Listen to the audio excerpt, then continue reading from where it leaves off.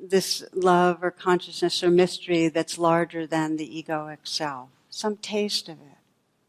That's what really enlivens us. When we're having a good time, when we're really feeling happy.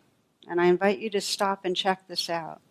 When you're really feeling a sense of happiness, contentment, gratitude, if you look behind that, you'll find that there's a quality of presence, of wakefulness, that's making it possible. And it's really the experience of the presence itself that we're loving. Just check it out. So Buddhist psychology focuses us on the ways that we get caught in a small identity, we lose presence, we get tight, and how we open out of that. And in Buddhist psychology, the patterns that we're mostly looking at are the patterns of grasping, how we spend a lot of our day, if we watch, we're kind of going after things, wanting things a certain way, trying to get something, trying to gain some advantage. Most of our thinking, if we're honest, is about ourselves and what's going to make us feel better or have us feel good because we got something done or protect us against something that could go wrong. So Buddhist psychology just says don't judge that, because if you judge that, you're just adding another layer of selfing, okay? But just notice, because if you notice it, you won't be so trapped inside it. Similarly, Buddhist psychology says notice where there's resistance, because the whole sense of self gets formed out of the ways that we try to hold on or the ways we try to resist experience. Let me say that again. That landlocked self is formed by the ways that in some manner we're trying to push away what's happening or grasp onto it.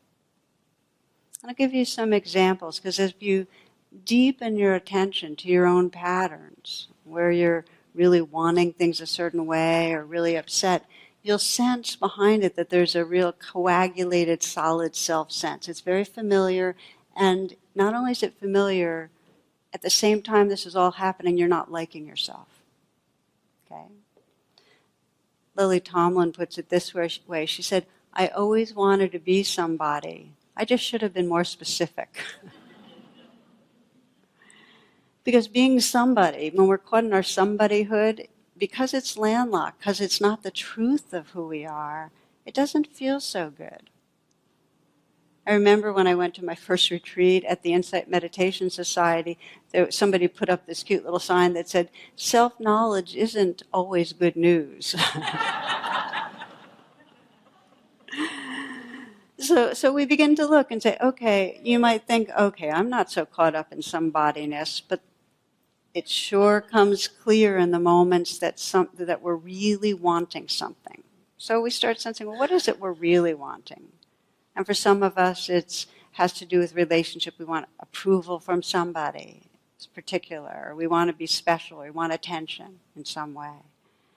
And for others, there's an addictive thing with substance that we know we get really solid when we're really wanting food, and we want it secretly when we can get away with it without somebody else being around, or we're in a conversation but we're really wanting more wine, or we're waiting for a break in the conversation. There's that tension, that grasping. Or when we get into our self-improvement projects and we really want to be different in some way, with our body, losing weight, or the ways we look. There's one story I heard. A guy named Jim divorces at 50, and he's in a kind of midlife crisis, and he says, I'm going to take control of my life. So he gets a fast sport car, and he diets, and he jogs, and he takes a lot of sun baths and new outfits, and then to top it off, he gets a new haircut, and he's walking out of the barber shop when he's hit by a bus. And as he lies dying, he cries out, God, how could you do this to me? At which point, God responds, to tell you the truth, Jim, I didn't recognize you.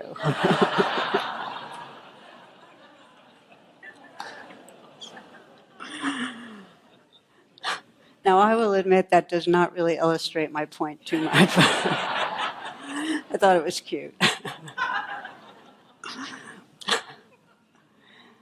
So just let's reflect together for a moment, okay?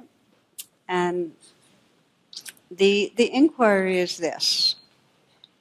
If you just check and sense in the last few days, the last week, when you really wanted something to be a certain way, or you wanted to get something, and whether it had to do with something at work, something on the job, something from another person, whether it had to do with something where there's some addictive behavior, when you really wanted something.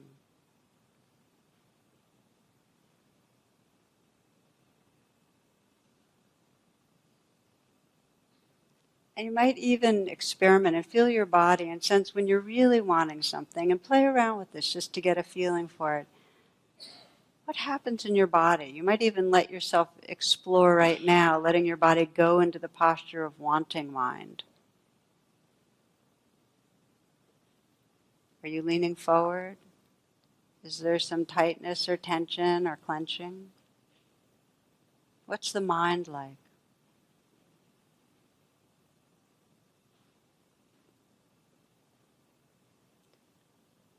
Notice when you're wanting something, what's your sense of yourself?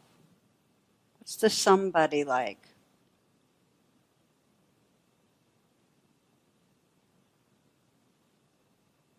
We get familiar a little with the wanting self. We know it. We do know it. And then just sense, do you like that self? What's your attitude towards that self?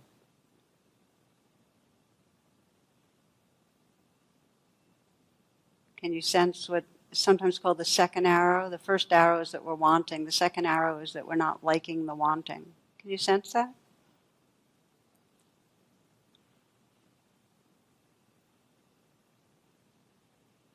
You can continue to meditate. I'm just going to put out the other side of it. We all also have ways we resist what's going on when we are aversive.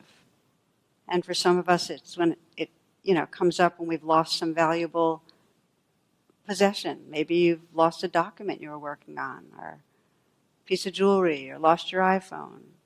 Our aversion can come up, our partner leaves the kitchen a mess day after day, or in some way it comes with judging other people, how things are going. So you might sense when in the last week or so you got caught in aversion, where you were angry, or judgmental, or fearful about something, afraid of not performing well in some way at work or social situation.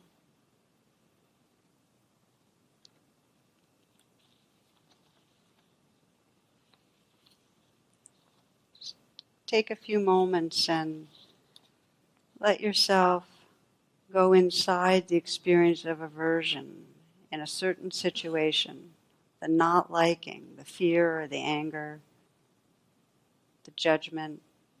And again, play with it, experiment, feel your body. What's your body like when you're in aversion?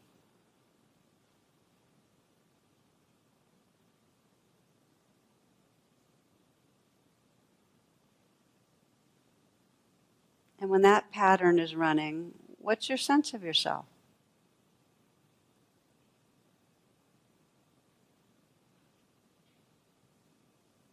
And how are you relating to the aversive self? Do you like yourself? Or can you sense the second arrow?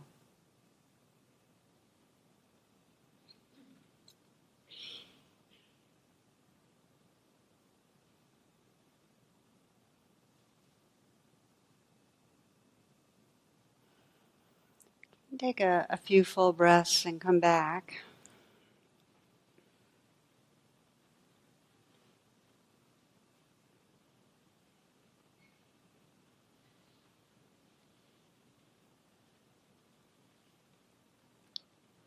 As we'll keep on exploring, the key element in being able to awaken from the landlocked self, from the somebodyhood, is really just seeing it.